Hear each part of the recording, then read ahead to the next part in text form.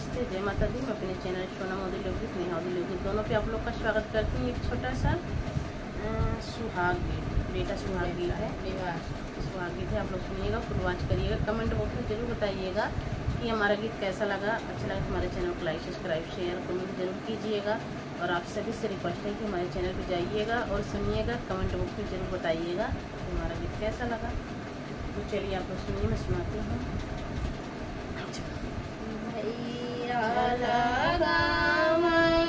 बारी फूलवारी जी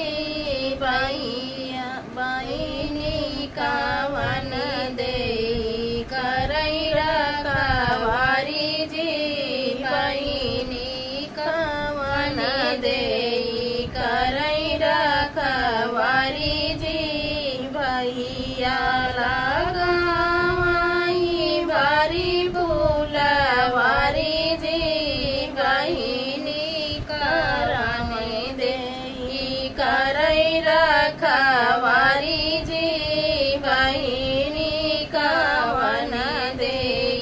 करई रखवारी जी उमा दूल्हे अपन घोड़ा दौड़ा मई जी अपन घोड़ा दौड़ा मई जी जहाँ दुल्हन दे करई रखवारी जी जहाँ दुल्हन दे करई रखवारी जी आजू तो आए दाना बाबा जी के चोरी जी आजू तो आए दाना बाबा जी के चोरी जी होते बिनु सारे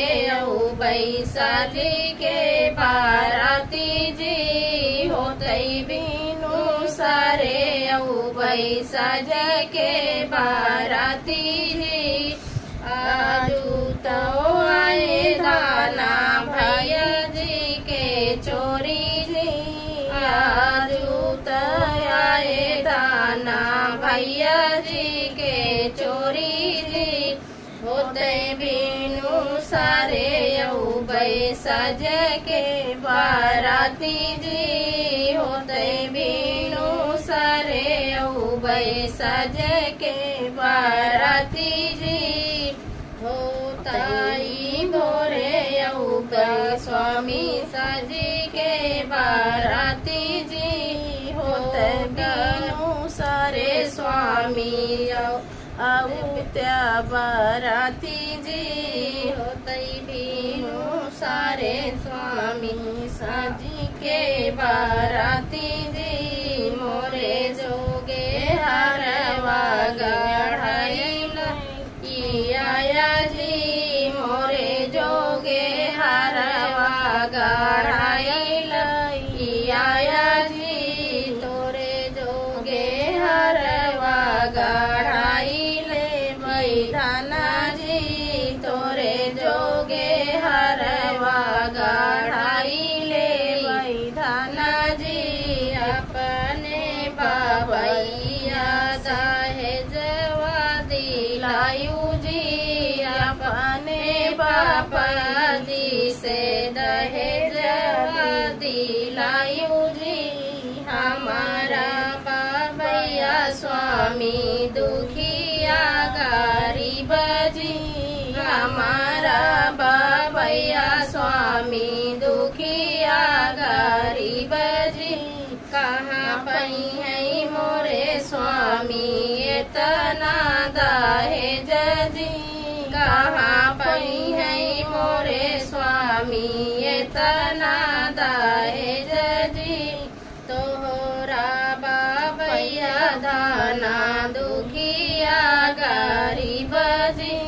तोहरा बाबैया दाना दुखिया गरीब जी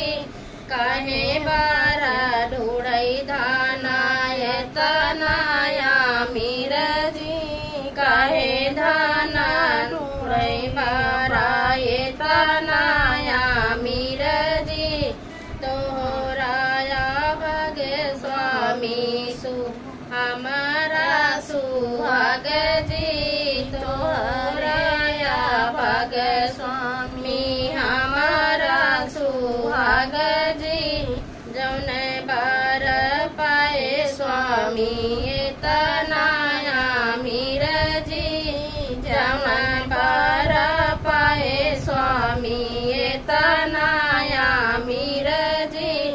साजी के बाराते लाई आया मोरे स्वामी जी साजी के बाराते लाई आया मोरे स्वामी जी हम का भी यही लाई चल मोरे स्वामी जी हम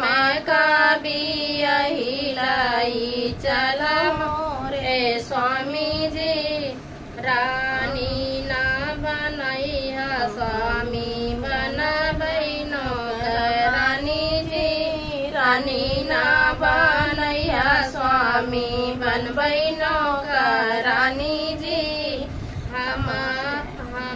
भारी लेबै स्वामी तोरे घरे पानी जी हम भारी लेबै स्वामी तोरे घरे पानी जी हमारा बाबैया स्वामी बहुत गरीब जी हमारा बाबैया स्वामी बहुत